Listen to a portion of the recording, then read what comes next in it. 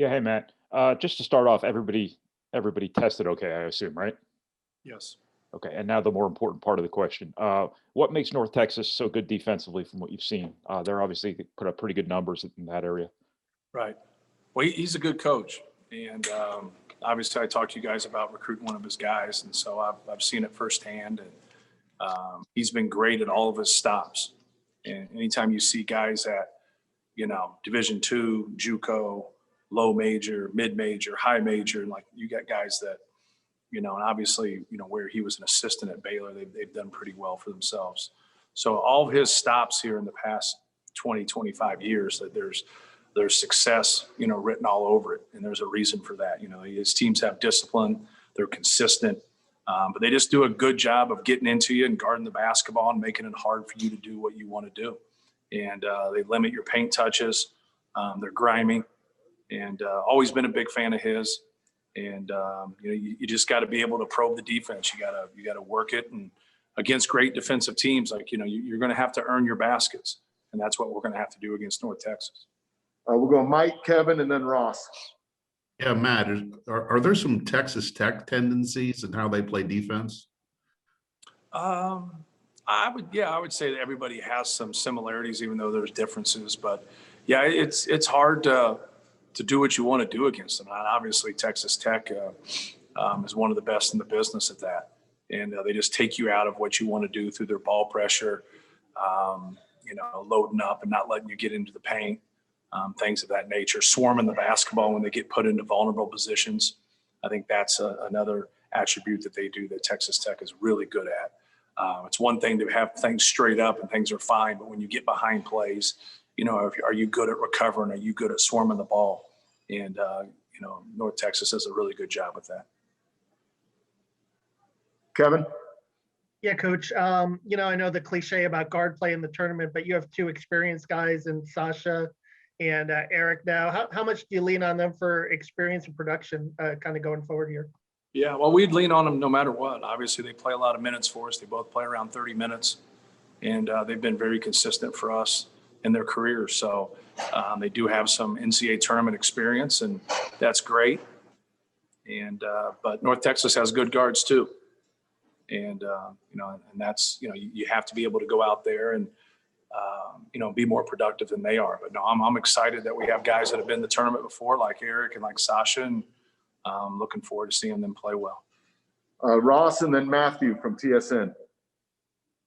Hey, Matt, just a more general NCAA tournament question. I don't know if you've seen the bracket on the face of the JW Marriott. If you have not, just in general terms, how impressed have you been with the way Indy is, all the minor details and small details to put this event on? How impressed have you been? Oh, yeah, it's cool. I've not seen it in person, no, but I've seen, tweets and things of that nature. But no, that's it's pretty neat to see something of that magnitude that's put up there like that. But yeah, Indianapolis is the best. They've proven that, every time they have an opportunity, not just to hold basketball sporting events like March Madness, just any sporting event. It's a great, layout, and it's very fan friendly. Matthew. Coach, about Zach Edey, how impressed have you been the way that he's developed throughout the year, and given the conference that you play in? And talking to him this morning, he's excited to be physical and to be in the tournament. So how do you think that he'll perform? I think he'll do great, just like he's done all year. He just keeps getting better right in front of our eyes. And it's hard to get better when sometimes you don't play as much as you would like. Obviously, he's got a really good player that's in front of him too. So, but no, I trust him, and he's proven that. And I think when you've seen him close out some games, I think that's the magic word in coaching is trust. It's a magic word, period. But in coaching, it's really important. And you'll like players, but when they're young, sometimes they just don't understand the differences, maybe in a crucial time or, in a certain spot in the game. And he's just, I know his job's a little more simple, when you're a big guy, what he does, because he posts a lot. And then defensively, it's really post D and ball screen D.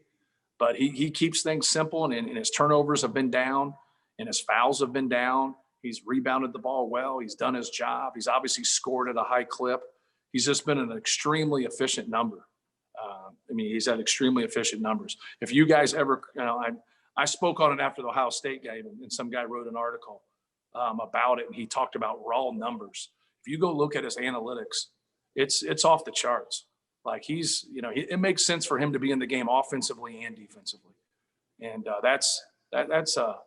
you guys just don't understand how hard it is to do ball screen defense when you're 300 pounds and you have a size 20 shoe.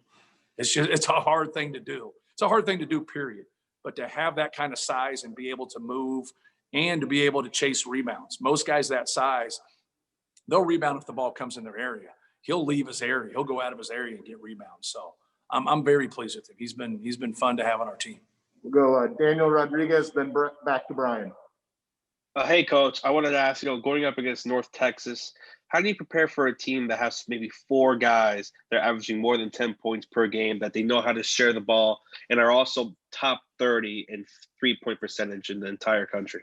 Yeah, they're very good and very versatile. Like, they kind of have some interchangeable pieces where they can break you down off the dribble.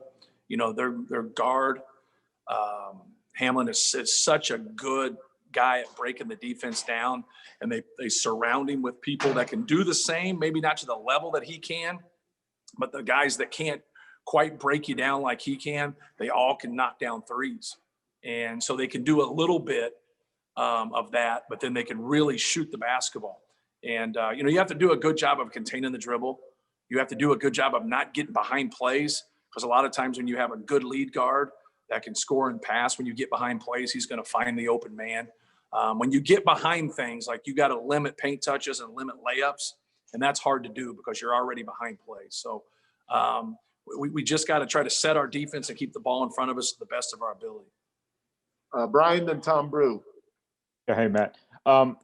I know one of the first things you do in NCAA tournament prep is look for similar types of matchups that a team might have faced. Have you found any sort of frame of reference for, like, Travion and Zach with them in terms of teams they've played, where you can kind of base things off? Or not really. Like, they face other people that have good size, like Western Kentucky has Charles Bassey. Yeah. But the way schematically that they play versus how we play is different. There's nobody in their league that plays like we do. But you can take, how they double the post or how they don't double the post, or you can watch those type of things. I think that helps you to a degree. The thing that Grant's done an extremely good job with is that he mixes up what he runs in games. So if you go and scout Purdue, like, you're going to, 80%, 90% of what we did, you're going to see it. If you go scout Ohio State, like what they did the game before, you're going to see it. They might have a wrinkle here or there out of a timeout that might be different, but that's what you do. You've coached for 5 months. He mixes things up. He might do the same exact thing that he did the game before. He might do everything totally different. It's pretty unique. It kind of keeps you on your toes. So it makes you worry about them, which I've always been a believer is you need the other team to worry about you more than you worry about them. But he's a really good coach. I'm a big fan. But no, there's not a lot. The way their league plays and the way our league plays is different. And I think that can help us, but I also think that can hurt us too. Sometimes different can really help you, because now you're the team that's different to them. But then when it gets flipped on you, you can have issues with those things too. Thank you, Matt. Tom Brew, Mike Carmen, then Ross. That'll be it. Matt, you've been in a whole bunch of NCAA tournaments, of course, but we've talked many times through the course of the year as to just getting to this point. As you go into this, getting ready to play, I mean, how much of that nervous energy is there, and how much is grateful for just having the opportunity to get here? I think you have both. Obviously, you're very grateful. Anytime you guys ask questions about, can you get past the Sweet 16? Can you get past the Elite Eight? My answer is the same every time. You got to get in that tournament first. And everybody earns their way in this tournament. North Texas had a heck of a road. They earned their way. They won 4 games in their conference tournament, and that's tough to do. We earned our way. And but when you get here, I'm nervous before every game, and so it's just and if you're not, then something's wrong with you. And so, but right as the game starts, you settle into it. I think players are the same way. You have that nervous energy, but I think that's a positive. Mike and then Ross. Yeah, Matt, how are you handling the bubble? Is it just 24/7 film watching in your room, or Yeah, is it coaching staff doing Zoom calls, or you guys get together? we get together a little bit, but there's not too much, meeting and going through. You talk about stuff, and obviously we were at home when we found out on Sunday, and then obviously coming up here Monday morning. But yeah, watching a lot of tape, getting it figured out. I don't watch all their games. I get through, 5, 6, 7, 8 games, and then kind of go pick a game here and there that I think can fit into more closely what we do. But there's not a lot because not everybody has the same non-conference games. And a lot of people are so different in December than they obviously are in February and March. So, but yeah, it's a little bit different. There's no doubt. What's different, Mike, is the time. Like you got so much time. Like before, like, you play on a Thursday at noon, you'd get here Tuesday, mid-afternoon, you get adjusted, you'd have a practice. And then like the next day, you get ready for your game. Now you get here on Monday and you don't play till Friday night. So you have time. So there's no rush to it. It's like Eric Hunter, you guys asked him a question when I walked in here and he's like, well, we haven't gotten to that yet. What's the point of doing something for 4 days when you can do something for 2 days? And it's basketball. Like we're not running flea flickers here and end rounds. Like, it's not like Statue of Liberty. Like, what are you going to get to? Like it's basketball. It's like but the most important team is yours. You got to have respect. I told our guys before we found out who selected us, I promise you this, no matter who we're playing, they can beat you. I promise you that. Just understand that. And I promise you, whoever they pick, we can beat them too. And so, you have to respect your opponent, but you also have to understand that, every team that you're going to play is going to be really good. All right, thanks. Thank Ross, you. last one. Hey, Matt, I guess from an offensive perspective more than anything, but how big of an advantage is it for you guys to play back-to-back games at Lucas with the shooting backdrop and the depth and just playing in a stadium like that in general? Oh, I'll tell you, Friday night at 10. Yeah, I don't know. It's if we make them, it's a real advantage. If we miss them, it's no advantage. So and that's what comes down to a lot. You know what I mean? Like, people always say, oh, it's a make or miss league, or it's, things of that nature. But, anybody who would have a chance and the opportunity to play in a venue before, you would take that opportunity. You just would. And so I'd rather be the team that's played there than versus a team that, they're in the position where they haven't. But deep down, I really don't think it's that much of an advantage. But we'll see. Cool. Thanks, Matt. All right. Thanks, Thank you, guys. Thank you, These will Coach. Thank you. These will be available on the NCAA Digital Hub within the next few hours. So look for them there if you need them.